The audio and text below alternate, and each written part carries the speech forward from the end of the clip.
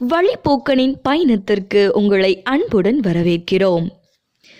இந்த 10வது எபிசோடிலும் வழிப்போக்கனின் பயணத்தில் இணைந்து பயணிப்போம் வாருங்கள். சென்ற எபிசோடில் 2 பேரும் ஒரே பாதையில் ஒன்றாக அனுப்பப்பட்டு போனார்கள்.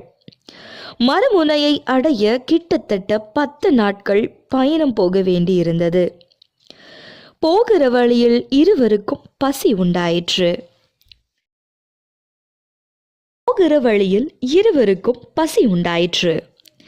அப்பொழுது அந்த பாதையின் வலது பக்கத்தில் ஒருவேளை உணவும் இடது பக்கத்தில் ஒரு பெரிய உணவு கிடங்கும் இருந்தது. அந்த உணவு கிடங்கில் 1 வருடத்துக்கும் தேவையான உணவுகளும் தானியங்களும் சேர்த்து வைக்கப்பட்டு இருந்தது. அதோடு கூட இலவசமாக எடுத்துக்கொள்ளுங்கள், இது உங்களுக்கே சொந்தம் என்ற விளம்பர பதாகையும் இருந்தது. 2 பேரும் எதை வேண்டுமானாலும் எடுத்துக்கொள்ளலாம் என்ற சுயாதீனமும் அவர்களுக்கு இருந்தது. அப்பொழுது ஆயக்காரன் ஒருவேளை உணவை சாப்பிட்டுவிட்டு தொடர்ந்து நடந்தான். காரணம், 10 நாட்களில் ராஜாவின் ராஜ்யத்தில் நித்தியமாக வாழப்போகிறோம், அங்கே பசியும் இல்லை தாகமும் இல்லை என்று ராஜா சொல்லியிருக்கிறார். அப்படி இருக்க நமக்கு இந்த அதிகப்படியான உணவுப் பொருட்கள் எதற்கு என்று நினைத்தான். அவனை தொடர்ந்து பரிசேயன் இலவசமாக மிதமின்றி கொடுக்கப்பட்ட யாவற்றையும் எடுத்துக்கொண்டான். போட்டியில் வெற்றி பெற்றால் 10 நாட்களுக்கு பின் இவையெல்லாம் பிரயோஜனமில்லை என்பதை மறந்து பேராசையில் எல்லாத்தையும் எடுத்துக்கொண்டான். பின்பு இரவு வேளை வந்தது. பாதையின் வலது பக்கத்தில் உறங்குவதற்கு வைக்கோலினால் செய்யப்பட்ட படுக்கை வைக்கப்பட்டிருந்தது. இடதுபுறம் ஒரு பெரிய மாளிகை சொகுசு வசதியுடன் வைக்கப்பட்டு, முன்பு போலவே இலவசமாக எடுத்துக்கொள்ளுங்கள், இது உங்களுக்கே சொந்தம் என்ற விளம்பர பதாகையும் இருந்தது. அப்படியே ஆயக்காரன் வலது பக்கத்தை தேர்ந்தெடுத்தான். பரிசேயன் இடது பக்கத்தில் உள்ள மாளிகையை தெரிந்து கொண்டான். இருவரும் பாதையை தொடர்ந்தனர். இப்படி 5 நாட்கள் முடிந்தது. பின்பு இவர்கள் போகிற வழியில் ஒரு பிச்சைக்காரன் ஒருவன் எதிர்பட்டான். அவன் அவர்களிடத்தில் ஏதாவது கிடைக்கும் என்றெண்ணி அவர்களை நோக்கி பார்த்தான். அப்பொழுது ஆயக்காரன் அவனை நோக்கி, சகோதரனே, உனக்கு கொடுப்பதற்கு என் கையில் ஒன்றுமில்லையே என்று சொன்னான். ஆனாலும் அவனை வெறுமையாய் அனுப்பிவிட மனதில்லாமல் தன் மேல் அங்கியை கழற்றி கொடுத்து, இது உனக்கு பிரயோஜனமாக இருக்கும் என்று சொல்லிவிட்டு பாதையில் தொடர்ந்து சென்றான். பரிசேயனிடத்தில் அந்த பிச்சைக்காரனுக்கு கொடுப்பதற்கு அவன் இலவசமாக எடுத்துக்கொண்டவைகள் இருந்தும் ஒன்றும் கொடுக்காமல் அவனை ஏறெடுத்தும் பாராமல் தன் பாதையை தொடர்ந்தான். இறுதியாக அவர்கள் பயணத்தில் ஒரு ஆற்றை கடக்க வேண்டியிருந்தது. வலது பக்கத்தில் நீந்தி செல்வதற்கான உயிர் காக்கும் உடையும், இடது பக்கத்தில் ஆற்றை நீந்தாமல் கடக்க ஒரு படகும் இருந்தது. முன்பு போலவே இடது பக்கத்தில் மட்டும் விளம்பர பதாகையும் இருந்தது. ஆயக்காரன் உயிர் காக்கும் உடையை எடுத்துக்கொண்டு நீந்தி போனான். பரிசேயன் படகை சொந்தமாக்கி கொண்டு ஆற்றை கடந்தான். இருவரும் பாதையின் மறுபுறத்தை அடைந்தனர். மறுபக்கத்தில்தான் அவர்களுக்கு ஒன்று தெரிந்தது. 2 பேரும் ஒரே பாதையில் ஒன்றாக புறப்பட்டோம்.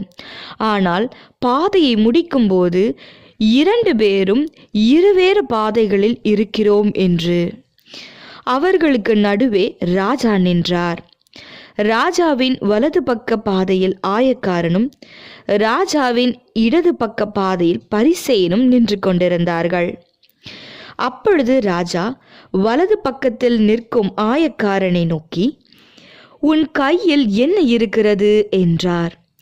அப்பொழுது அவன், ஆண்டவரே, உம்முடைய அடியான் கையில் ஒன்றுமில்லையே என்றான்.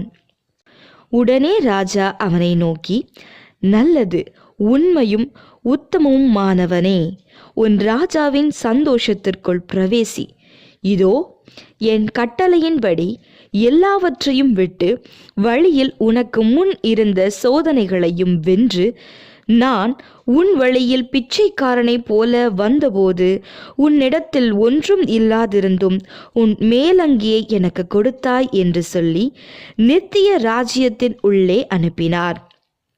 அப்பொழுது ராஜா தமது வலது பக்கத்தில் நிற்பவர்களை பார்த்து, வாருங்கள், என் பிதாவினால் ஆசிர்வதிக்கப்பட்டவர்களே, உலகம் உண்டானது முதல் உங்களுக்காக ஆயத்தம் பண்ணப்பட்டிருக்கிற ராஜ்யத்தை சுதந்தரித்துக் கொள்ளுங்கள் என்று மத்தேயு 25வது அதிகாரத்தில் 34வது வசனத்தில் சொல்லப்பட்டிருக்கிறது. பின்பு ராஜா இடது பக்கத்தில் நிற்கும் பரிசேயனை நோக்கி, உன் கையில் என்ன இருக்கிறது என்றார். அப்பொழுது அவன், கர்த்தாவே, உம்முடைய நாமத்தை கொண்டு நான் சவதரித்த யாவும் என் கையில் இருக்கிறது என்றான்.